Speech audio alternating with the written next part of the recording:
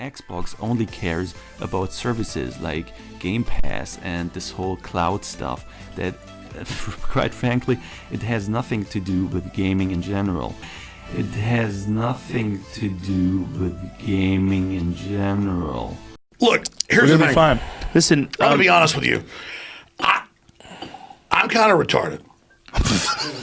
Hey, what's up guys? I hope y'all are doing well. So today we're going to be looking at one of the most classic examples of fanboy logic in the form of this extremely well thought out video here titled Xbox Series X has no gameplay. I know what you're thinking. I was just as shocked when I found out the Xbox doesn't actually have any gameplay. I was under the impression that the Xbox was a video game console, but apparently I was wrong. According to this guy, the Xbox is simply a decorative mantelpiece meant to impress your guests. But anyway, let's start this video up and get enlightened on how the Xbox has no gameplay. Hi guys, Drake here, and Xbox is the most irrelevant console ever. Alright, so right off the bat here, as you can see, this guy is playing a furry simulator, so you know he's going to have a lot of great insight on the gaming industry. I love when people try to say that the Xbox is irrelevant when there are literally 3 gaming consoles on the market right now, and Xbox and PlayStation are the most popular. But anyway, let's see why Xbox is so relevant. Just recently, Sony showed Ratchet & Clank gameplay running on the PlayStation 5.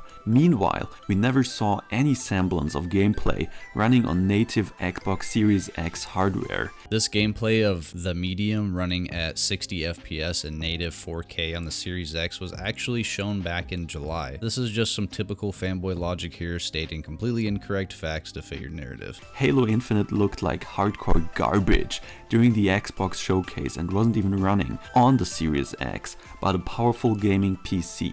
Alright, so this is one of the only parts of the video where I actually agree with this guy, because he's not wrong. The graphics for Infinite definitely didn't look that great, and it's pretty strange that they didn't have the game running on the Series X at the showcase. It really does suck that Infinite was delayed, but at the end of the day, it's going to come out better because they have more time to work on it. Who knows, if Rona never happened, we might have seen a fall 2020 release. But of course, like everything else in the world right now, we're dealing with a lot of delays. We are now about 2 to 3 months away from the launch of these systems, and Xbox failed to deliver one reason to get the Xbox Series X.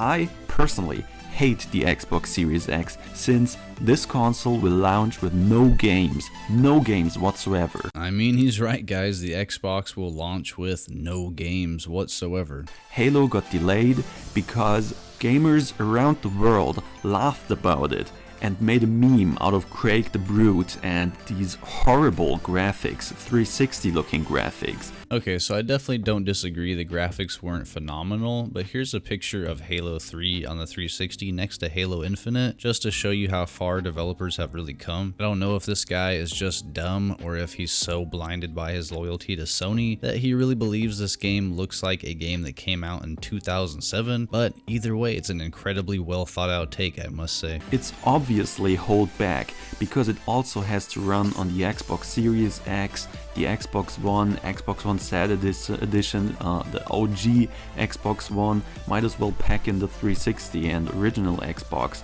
So that game obviously needed this delay because it looks like a remaster of Halo 3 and it's definitely not a next-gen experience. There was nothing mind-blowing about it. Meanwhile, Sony embraces its powerful SSD technology. Oh my god, this is another point these troglodytes bring up non-stop. SSD technology has been around since 1991 and has been used in PCs since then, but for some reason until now, console manufacturers never put them in their systems. I am assuming the reason it took this long was just because including an SSD in the console would have increased the price more than they would have liked, but the point is that this is not an incredible leap in gaming hardware like fanboys would like to believe. The Series X also has an SSD and it's all around the more powerful console, but if you don't believe me, do yourself a favor and go do some research and educate yourself, unlike this guy did. Ratchet & Clank shows what next gen is all about, with ultra fast load times, jumping from world to world in mere seconds. Sony is trying to innovate and move the industry forward. They believe in generations. They believe in generations. So I do have to say, he made this video before it was revealed that Sony was actually releasing multiple PS5 launch titles like Horizon Forbidden West and Miles Morales on the PS4 as well, which just makes this whole situation even funnier because all Sony fanboys have been going on about for months is how much better the PS5 will be because they believe in generations and not letting old hardware hold their games back. But now we know Sony has been lying to their loyal man-children this whole time, stating that the PS4 will be getting new games and being supported for at least the next few years. This fanboy attitude about console exclusives is so funny to me because they would rather less people get to play their games just so that they can continue to gloat about how much better their favorite piece of plastic is. It's actually very anti-consumer, forcing people to buy a whole new piece of hardware for hundreds of dollars and now charge $70 for every new release that comes out on that console that is also on the previous one. Xbox has been doing an excellent job being inclusive to people who may not be able to afford the new system right away by making it known they will be supporting the Xbox for at least the next 4 years. And instead of charging their fans $70 for new releases for their console, they offer a affordable subscription service of only $10 a month, which comes with each new release at no additional cost. And not only that, all of these games are not solely locked to the Xbox system. They can also be played on a gaming PC or on a device that supports their cloud gaming service xCloud. So as you can see here, it's pretty obvious who is doing more for their consumer and who is just trying to make more money from brainless man-children loyalists. Fanboys will hold on to anything they can to convince themselves that their console is better than the other one, but unfortunately in this situation, their all-powerful Sony has been lying to them for months, and man, it's honestly so sad to see that people mindlessly follow and believe all this shit these mega corporations tell them, but I'm not very surprised considering we're dealing with a very low IQ person. Meanwhile, Xbox isn't the future of gaming, but the past of gaming. They are hyping up backwards compatibility.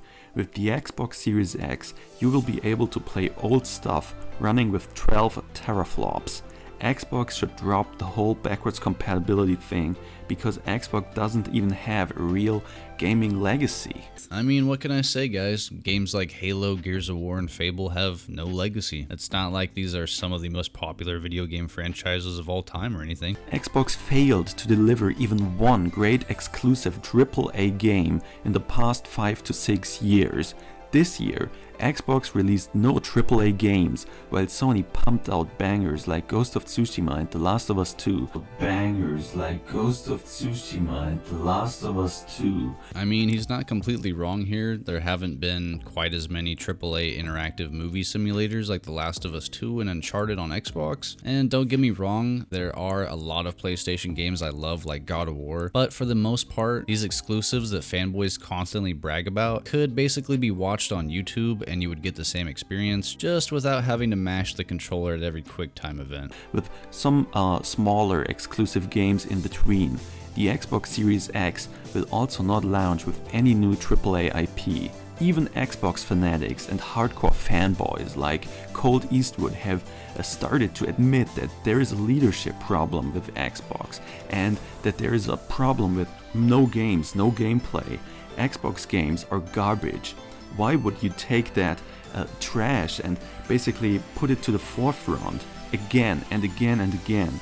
If I was in charge of Xbox... Yeah, trust me, bud, there's a reason why you're not in charge of a multi-billion-dollar company. I mean, imagine this guy actually running a company. Of all the things that annoy me the most about console fanboy pseudo-intellectuals is their extreme lack of simple business knowledge. They think they know what they are talking about when they are some of the most close-minded, low-hanging fruit on the planet. I would try to sweep blunders like Crackdown 3 under the rug and wouldn't embrace it to a whole new generation of gamers. If you are a diehard Xbox fanboy, or if you are just interested about power, just go with a gaming PC for next gen. Nvidia will put out some new highly powered graphics cards in the foreseeable future for an affordable price. I mean, yeah, I was kind of surprised by that. That wasn't really a bad point at all. If you don't want an Xbox, you can just get a gaming PC and get every exclusive game with Game Pass at a very cheap price. Even if you don't have an Xbox and you have a gaming PC, you're honestly doing yourself a disservice by not having Game Pass. And yeah, this would be a better point in Sony's favor if they had a similar service, but they don't. All they have is PlayStation Plus, where you get 2 shitty games a month that nobody cares about. Also, it's widely known that the Series X is undoubtedly the more powerful console, and if you don't believe me, once again, just go do some actual research yourself and check out comparisons. I'm not going to get into it right now because trying to explain any sort of technological details would melt any Sony fanboys listening right now, and they're already as bad off as it is. PlayStation 5 will be a relevant console, gaming console, because of the games, exclusive bangers that will take full advantage of PlayStation 5 hardware. Exclusives do matter. The Xbox Series X will be the Xbox One X all over again. Just like the One X launched with no first-party support, the Series X will launch with, you guessed what, no games. The Xbox Series X looks like a dumpster and it will crash and burn. I mean, once again, he's just making so many great points. You really can't argue with his logic here. According to him, the Xbox not only looks like a dumpster, but also has no games. So you might as well just strip all of the components out of it at this point and use it as a trash can, guys. I mean, he's right. I predict that the console will be dropped 2 to 3 years down the line because no one will buy it. Phil Spencer even went on record saying that he doesn't care about consoles or generations. Sony wants you to play their console and games. Xbox only cares about services like Game Pass and this whole cloud stuff that, quite frankly, I don't even know what happened right there. I was honestly kind of worried for a second. It sounded like this guy's brain was shutting down. I hope he's okay. I know he's doing a lot of thinking there, and that's a lot of processing for someone with low brain power. So apparently he thinks it's a bad thing that Phil Spencer is focusing less on locking games behind hardware and moving towards the future, which is cloud services like xCloud, and basically the Netflix of gaming, which Game Pass is, which you can't argue is a great deal at its price point. He thinks that Sony is doing a better job by paying publishing companies to lock their game on the PlayStation system. I mean, you can't make this shit up. Fanboy logic is really the best logic out there. It has nothing to do with gaming in general. Xbox might as well delay the Xbox Series X alongside with the Halo launch. Right now, games like Fable and Hellblade 2 are only in pre-production, probably launching in 2023 or 2024, so this is the worst launch lineup of any console that ever released to this day. And to be quite frankly, there is no reason to buy a console for multiplats only. I mean, neither console really has that impressive of a lineup, and they usually don't. Every console launch hasn't really started with that many exclusives. The PS4 had Knack and Killzone Shadowfall, and the Xbox One had Dead Rising 4 and a few other games. The only notable games on the PS5 that are launching on day one is Demon's Souls and Spider-Man Miles Morales, and Miles Morales is literally just a DLC, and while Demon's Souls looks amazing and I'm very excited to play it, it's just a remake. Both systems will have a ton of multi-plat games like Assassin's Creed Valhalla, so this is pretty much just another thoughtless point with no real logic behind it, but I doubt you're really surprised by that at this point. If you are interested in multiplats, go ahead and get a gaming PC. I predict that Xbox will fail and it will completely fall apart in a year or maybe 2 years along the line, and these games they announced will never see the light of day, and maybe they will be PC only. Well, you heard it here first, guys. He's predicting the downfall of the Xbox right here. All games will be canceled and the Xbox will turn to dust. So anyway, I don't know about you, but I'm getting a headache listening to this guy. He doesn't really make any notable claims after that last hot take, so I think it's about time to wrap this up. I've spent way too much time listening to this guy than I should have, and I don't want to waste any more of your time. But if you made it this far into the video, I really appreciate you, and if you enjoyed, make sure you hit that like button, and don't forget to hit that subscribe button for your boy if you want to see me tear apart more fanboys like this. And don't just think that I'm making videos on Sony fanboys. There's a lot of toxic Xbox fanboys out there, so keep an eye out for the next video. Alright guys, thanks for watching. Peace out.